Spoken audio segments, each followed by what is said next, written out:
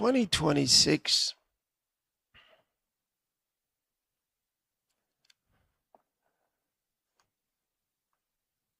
I said that when we're done by year's end, you start what I call the countdown. Do you recall? 2026 is the year that begins the countdown. It begins a countdown. And it is important that God's people realize where our world is going and what's going to be happening from 2026.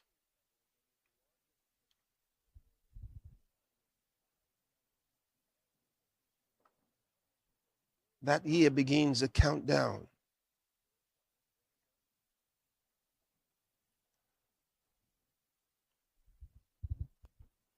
And there are many things that you're going to be doing more than you ever did before. For example, you're going to be praying more than you ever prayed before. You're going to be praying more than you ever prayed before.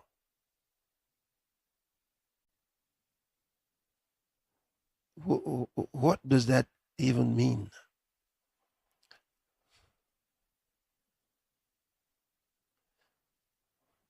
That you're going to be praying more than you ever prayed before.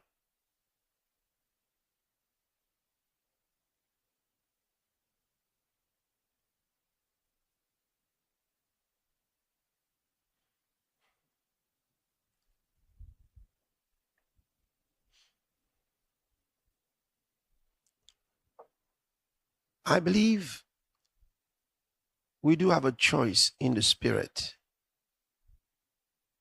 Right? Can I tell you what the choice is in the spirit? We do have a choice.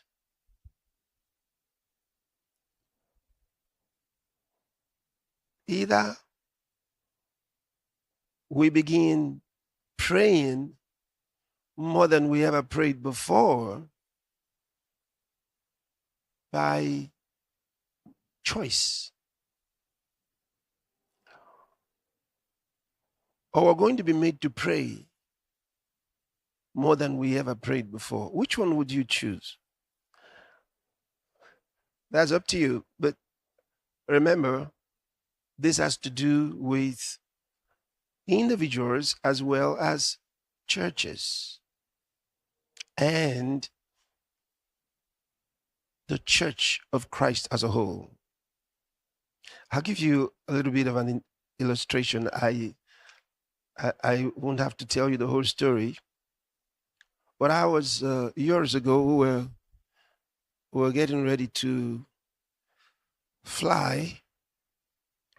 We had been away for some programs, and we were taking off from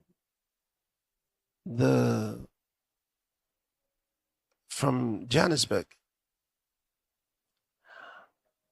So all the time as the hours drew and the moment got closer and closer to when we should be flying, I was very uncomfortable in my spirit. Unusually uncomfortable in my spirit. And I was saying, Lord, why am I so uncomfortable in my spirit about flying today? Do I cancel the flight? Do I reschedule? Do I why? What's happening? And every now and then I will sneak away to go pray. You know, I would pray. Just wasn't sure. So I thought, is something wrong with the weather? Now, weather in Johannesburg was beautiful, and there were no expectations of anything unusual. weather was beautiful. So I thought maybe there's a problem over in Lagos. And for the first time, I had to, get on my device and try to find out what the weather was in Lagos by the time we should be landing. I thought maybe there's a problem over there. Is the weather bad? Something wrong?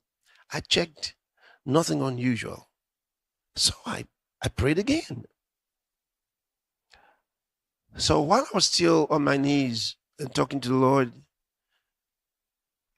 He responded in an interesting way. First, He gave me an instruction to go earlier than scheduled. So not like you go, arrive at your time and move even later, but earlier. So that was one. Then he said something interesting, and that's the reason I'm giving you this story in the first place. He said, this is one flight in which you're going to be praying a lot. I said, praying a lot. So should I cancel then? He says, no. You go.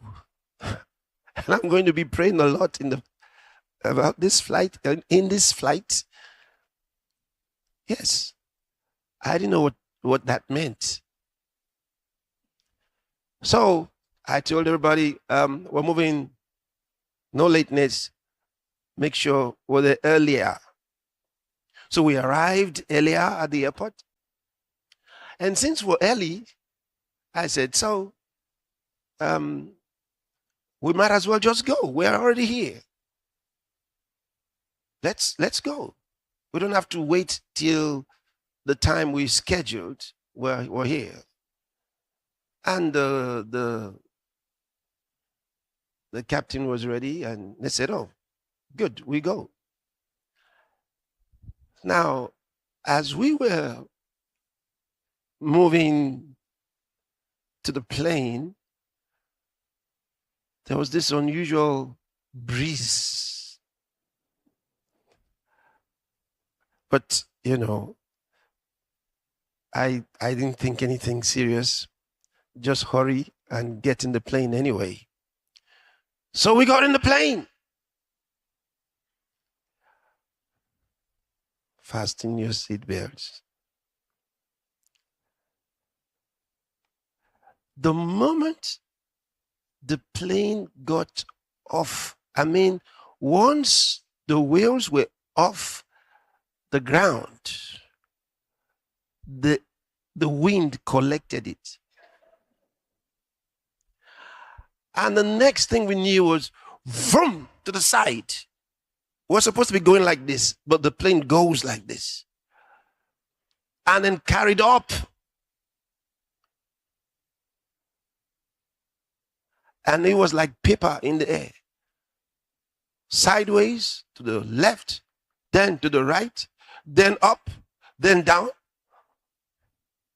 And these guys were revving you could hear the sound of the plane struggling in the wind.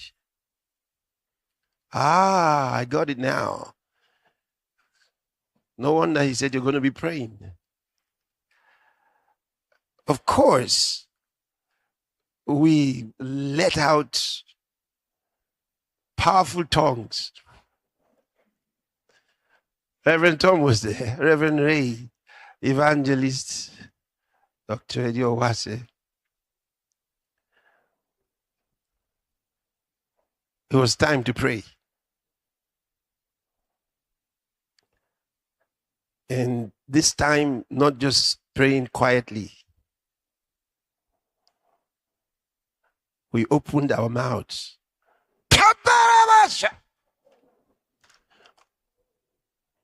Talking to the wind, talking to the plane, talking to whatever was out there. You have to hear us now. We knew that we couldn't be asking the pilot what's going on, do what. No, no, no, no, no, no. We have to use our mouths to control this thing. But it wasn't going to be for just 1 minute. This was on for quite a while.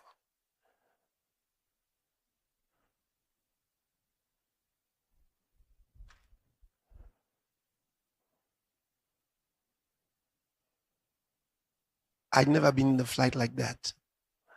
The pilots themselves had never been in a flight like that. And here was the interesting thing the man said later. He said, if we had left later than we did, he said, we would have not been able to leave the South African airspace. It was so bad. The weather was terrible. And then they said they hadn't had such a weather for 90 years. 90 years.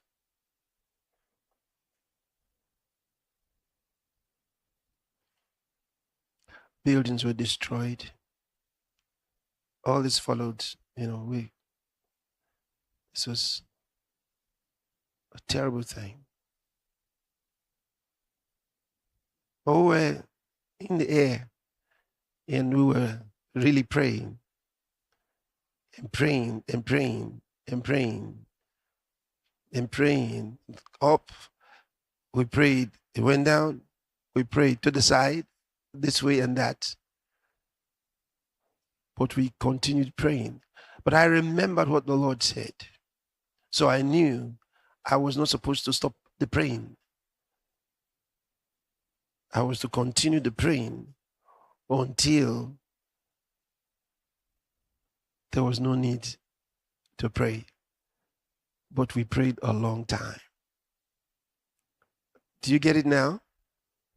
So when the Lord says you're going to pray more than ever before, you better make a decision whether you're going to pray by choice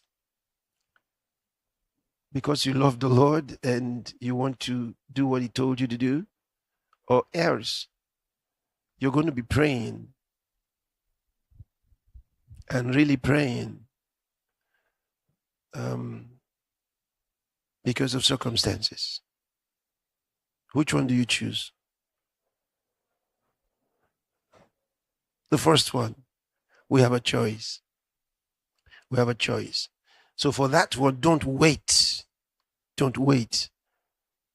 You just begin. Begin. Start having your prayer plan now. Okay? So in 2026, you're going to pray more than before. Start having your prayer plan. Don't be pushed by circumstances into prayer. Make the decision. Because the Lord told us already, men ought always to pray and not to faint. Agreed? Okay.